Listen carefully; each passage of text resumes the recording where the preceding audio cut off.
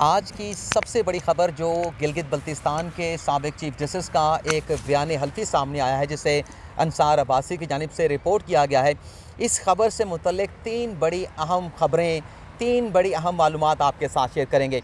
एक तो मियाँ साकिब निसार साहब का रिएक्शन सामने आया है, और जो मियाँ साकिब निसार साहब का वो रिएक्शन है उसका हकीकत के साथ कितना ताल्लुक़ है। दूसरा आपको ये बताएंगे कि ये जो खबर आज अंसार अब्बासी साहब ने पब्लिश की है, छापी है, इस खबर को शाया होने से पहले मरियम नवाज़ को कैसे पता था कि ये ख़बर जो है कल के किसी अखबार में शाया होने वाली है।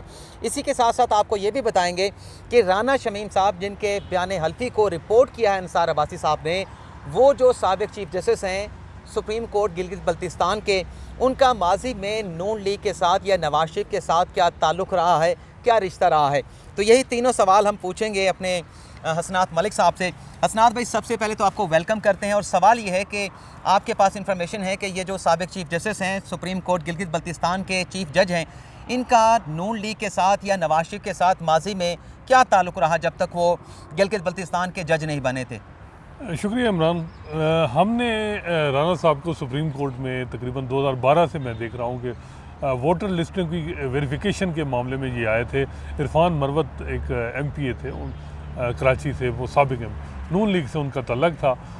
वो बाद में पीपल्स पार्टी में शामिल होने की कोशिश की, लेकिन उनको एक नहीं हो सके, तो वो उनके ये वकील थे और नून लीग की तरफ से ये पेश हो रहे थे। और इफ्तिखार मोहम्मद चौधरी साहब, आपको पता है उस वक्त नून लीग के साथ उनका बड़ा एक रोमांस और अलायंस चल रहा था बहुत सी चीज़ों में, तो वो राना शमीम साहब जो हैं वो पेश हो रहे थे। तो और इसके अलावा जो मेरी इत्तलात हैं कि वो जो PMLN का लीगल विंग है, जो लायर्स फोरम है, उसके ग़ालिबन ओहदेदार भी रहे हैं, सीनियर ओहदेदार रहे हैं, सीनियर नायब सदर शायद, सीनियर नायब सदर रहे हैं, और ये काफ़ी एक्टिव थे। और उसके बाद साबिक वज़ीर-ए-आज़म नवाज शरीफ ने उनको गिलगित बल्तिस्तान का चीफ जस्टिस बना दिया। और आपको पता है चीफ जस्टिस जो होता है गिलगित बल्तिस्तान का, वो एग्जेक्टिव का इख्तियार होता है, जो पाकिस्तान की एग्जेक्टिव है। अनफॉर्चुनेटली अभी भी देखें तो अरशद शाह साहब, इनको आज़म खान जो principal secretary to prime minister हैं, वो उनके करीबी थे, उनके साथ कोई तल्लक था, मरासिम था, उनके भाई के साथ, तो वो आज़म खान साहब ने अभी उनको किया। इसी तरह ये राना शमीम साहब थे, गो कि ये कराची से बिलोंग करते हैं ये पंजाब से सेटल कराची में, तो ये इनका नून लीग के साथ काफ़ी वाबस्तगी, यानी हर लिहाज से आप कहें तो वो थी। और ये कोई ढकी छुपी यानी बात नहीं है, इनका नून लीग के साथ तल्लक रहा है। अच्छा हसनात, कल ये मरियम नवाज़ ने कुछ 6:05 पे एक ट्वीट किया, जिसमें वो ये लिखती हैं कि व्हाट इज़ रियल हैप्पीनेस, यानी हकीकी खुशी क्या है, to be vindicated in one own life time अल्हम्दुलिल्लाह, यानी हकीकी खुशी क्या है, अपनी ज़िंदगी में ही ख़ुद को साबित किया जाए। तो इससे तो ये लगता है, मतलब और कुछ नहीं लिखा और अपने वाले साहब की तस्वीर उसमें लगा दी, तो इससे लगता है कि इंप्रेशन मिलता है। आज जो स्टोरी अंसार अब्बासी साहब ने रिपोर्ट की है, जिस बयान हल्फी को उन्होंने पब्लिश किया है, अपनी एक्सक्लूसिव स्टोरी में शामिल किया है, इससे लगता है कि शायद मरियम नवाज़ को पता था कि कल के अखबारात में ऐसी कोई ख़बर आने वाली है जिससे नून लीग जो है वो नवाज शरीफ की जो बरियत है या जो मासूमियत है उससे वो साबित हो जाएगी। देखिए, मेरा ख्याल है कि नून लीग ने हमेशा जो है, उनको आर्ट है, उनको मीडिया डील कि किस तरह मीडिया को इस्तेमाल करना है, किस टाइम पे करना है।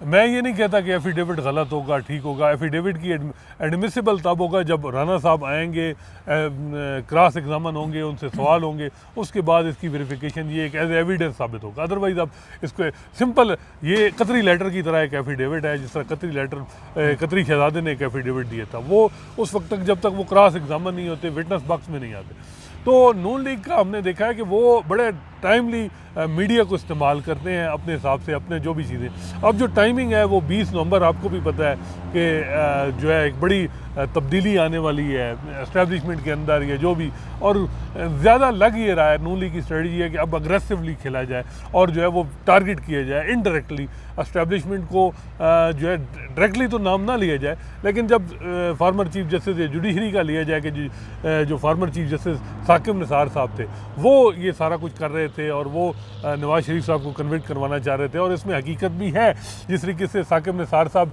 एक्टिव थे।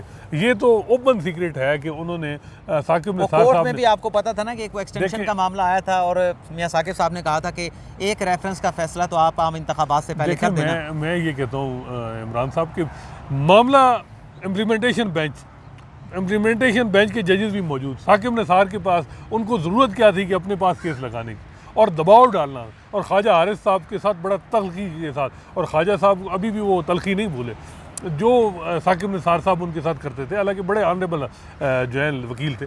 तो साकिब साहब का उन्हें ये भूल गए थे गालबन कि उन्होंने रिटायर भी होना है और ये चीज़ें जो हैं डॉक्यूमेंटेड होंगी और बाद में ये चीज़ें आएंगी कि आपने जो कुछ किया। तो साकिब निसार साहब बिल्कुल उन्होंने पूरी कोशिश की और पूरा तन मन लगाया एक हनीफ अब्बासी को कन्विक्ट कराने में कि रात 12 बजे जिस तरीके से 2 सेनेटर नून लीग के जो थे उनको उस वक्त कन्विक्ट किया गया जब पीटीआई की पंजाब में मेजॉरिटी आ गई।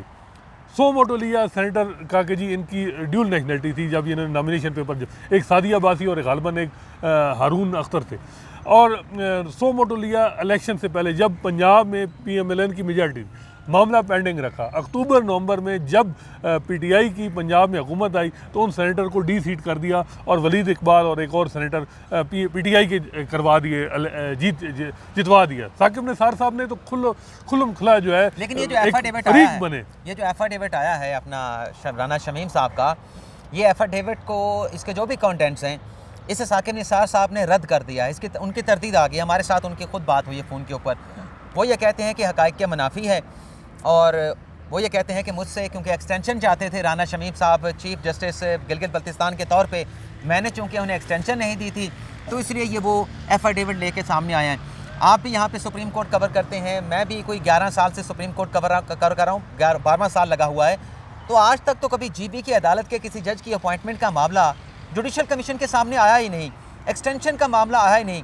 तो साकिब निसार साहब के इस मौक़िफ़ को आप फिर किस नज़र से देखते हैं? उनका मौक़िफ़ तगड़ा है या मौक़िफ़ कमज़ोर है? देखिए अब उसकी वो खुद ही वजाहत करेंगे कि किस तरह और क्या वो ये चाह रहे थे कि क्योंकि उस वक्त केयर टेकर गवर्नमेंट थी कि साकिब निसार साहब क्योंकि वो सारा काम हुक्म बजा ला रहे थे और भी जो मुक़्तदर हलकों के, तो साकिब निसार साहब अगर अपॉइंटमेंट करवाना चाहते तो वो करवा सकते थे, ये वजह थी या कोई और लीगली आप उनकी लीगली तो देखें अभी भी अरशद शाह साहब की अपॉइंटमेंट हुई। गो के जो सुप्रीम कोर्ट का फैसला आया साकिब निसार साहब ने दिया कि जो गिलगित बल्तिस्तान के हवाले से भी जजेस की अपॉइंटमेंट के लिए जुडिशल कमीशन बनाया जाए, जजेस की तरफ अपॉइंटमेंट की प्रोसीजर चेंज किया जाए, लेकिन नहीं हो सका। और अरशद शाह साहब जो अभी रिसेंटली गिलगित बल्तिस्तान के जो सुप्रीम कोर्ट के चीफ जज हैं उनकी अपॉइंटमेंट एग्जीक्यूटिव ने की है। तो साकिब निसार साहब मतलब उनकी तकर्री में जो नए चीफ जस्टिस इमरान खान साहब के दौर में लगाए गए हैं GB के, उनकी तकर्री में जुडिशल कमीशन का चीफ जस्टिस का कोई किरदार नहीं था। बिल्कुल वो आई उसमें तरमीम करनी थी कानून में जो नहीं की। अभी तक भी वो कह रहे हैं कि गिलगित ये रिफॉर्म बिल आ रहा है, गिलगित बल्तिस्तान रिफॉर्म बिल, लेकिन वो अभी तक कोई आया नहीं। तो वो सुप्रीम कोर्ट की जजमेंट भी अभी पेंडिंग है जो साकिब निसार साहब ने ही लिखी थी। लेकिन अब समझ नहीं आ रही कि साकिब निसार साहब ये कह रहे हैं, तो बात यह है कि ये दोनों बयानात हैं। इन बयानात की ये है कि ये इनको विटनेस बॉक्स में लाया जाए साकिब निसार साहब को भी और राना शमीम साहब को, और वो चीज़ें फिर जज ही देखे कि इनमें क्या सब्सटेंस किस में ज़्यादा है। राना शमीम साहब जो है उनका जो जिस तरीके से टाइमिंग है वो बहुत इंपॉर्टेंट है। मेरा ख्याल है नून लीग ने बड़ा मैनेज किया है, उसमें और भी राने हैं, राना मकबूल है, राना सनौला है, उनका भी बड़ा रोल हो सकता है। अब ज़्यादा चीज़ें हैं। ये भी आई है कि ये जो बयान हल्फी है पाकिस्तान में नहीं तहरीर किया गया, लंदन में तहरीर किया गया है। लंदन में जो नोटरी पब्लिक है उनसे नोटिफाई कराया गया है और फिर इससे तो लगता है कि वहाँ पे लंदन में मुलाकात भी हुई होगी। और मुलाकात में अभी हमारे साथी दोस्त देखें, ये तो नून लीग का हमारे सामने उन्होंने कंफर्म किया है। मैं आपको बताऊं कि चाहे वो अरशद मलिक को रायविंड लेके जाना और फिर नवाज शरीफ साहब के सामने खड़ा करना, ये तो उनके पास वो देखें अगर एस्टेब्लिशमेंट के बाद अगर किसकी है वो जिसकी जड़ें हैं, वो चाहे वो मीडिया में है, चाहे वो एस्टेब्लिशमेंट में है, चाहे वो ब्यूरोक्रेसी में सिविल में है, चाहे जजेस में है, चाहे जो जजेस हैं उनके अभी भी जजेस जो हैं चाहे वो हाई कोर्ट के सुप्रीम कोर्ट में हमदर्द जजेस नून लीग के हैं, नवाज शरीफ साहब के हैं, इसमें कोई ओपन सीक्रेट है। और नवाज शरीफ अगर एस्टेब्लिशमेंट अगर वो पूरी फुल साकिब निसार लगे भी रहते तो कन्विक्शन ना होती।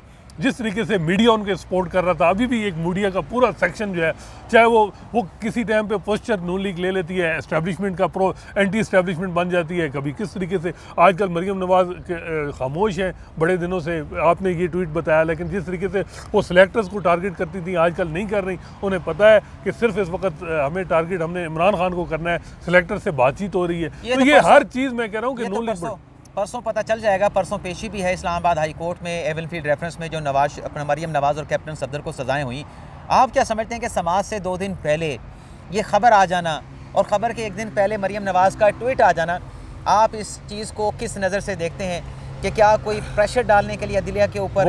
वो तो है सर, लेकिन बात यह है कि अब उसमें आमिर फारूक साहब हैं जज, जैसे आमिर फारूक, वो ऑलरेडी आप भी थे बेंच में, मैं भी, जब इरफान कादिर साहब कर रहे थे तो वो काफ़ी जिस तरह की उनकी नेचर है उससे वो ज़रा बड़े मुताद नज़र आ रहे थे। और आमिर फारूक साहब का आपको पता है एक बड़ा करीबी तल्लक है साकिब निसार साहब के साथ, वो उनके सीनियर भी रहे हैं, एक रिश्तेदारी भी है उनकी।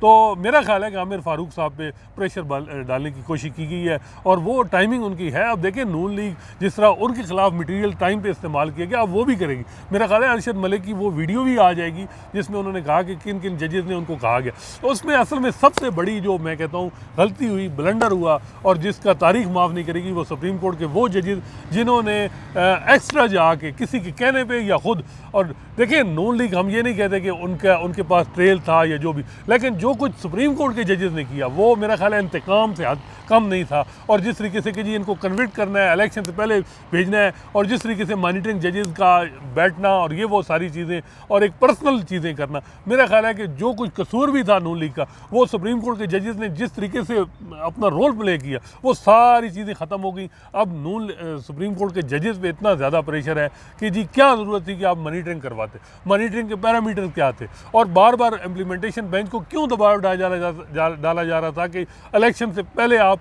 नवाज शरीफ और मरीम नवाज़ को कन्विक्ट करें। हालांकि मेरे ख्याल में पॉलिटिकली उनको फ़ायदा हुआ और उनको बहुत ज़्यादा उसकी सीटें मिली सेंट्रल पंजाब से, बहुत सी सीटें जो पीटीआई जीत रही थी, लेकिन जब हमदर्दी का वोट मिला कि जिस तरीके से वो नून लीग को जो लीडरशिप को जेल में डाला गया, तो ये वो चीज़ें हैं। मेरा ख्याल है इस वक्त सबसे ज़्यादा प्रेशर सुप्रीम कोर्ट पे है और आला अदलिया पे है कि जिस तरीके से उन्होंने रोल प्ले किया, अब वो न्यूट्रल हो गए हैं, इदारे कहाँ हैं जो उनको कह रहे थे या जो भी सेम पेज वो नज़र नहीं आ रहा, और सारा प्रेशर। और सुप्रीम कोर्ट को इस वक्त डिफेंड करने वाला कोई नहीं, साकिब निसार साहब को डिफेंड करने वाला कोई नहीं।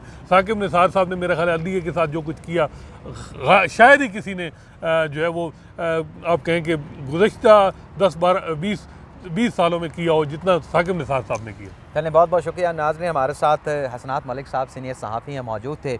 इन्होंने कुछ हक़ाइक़ भी बयान किए माजी के कुछ वाक़यात के हवाले से, और कुछ उन्होंने अपना तबसरा भी किया, अपना तज़किया भी पेश किया। तो आपके फ़ीडबैक का इंतज़ार रहेगा और अल्लाह ताला आपका हामी नासिर हो। अपनी दुआओं में याद रखिएगा। अल्लाह हाफ़िज़।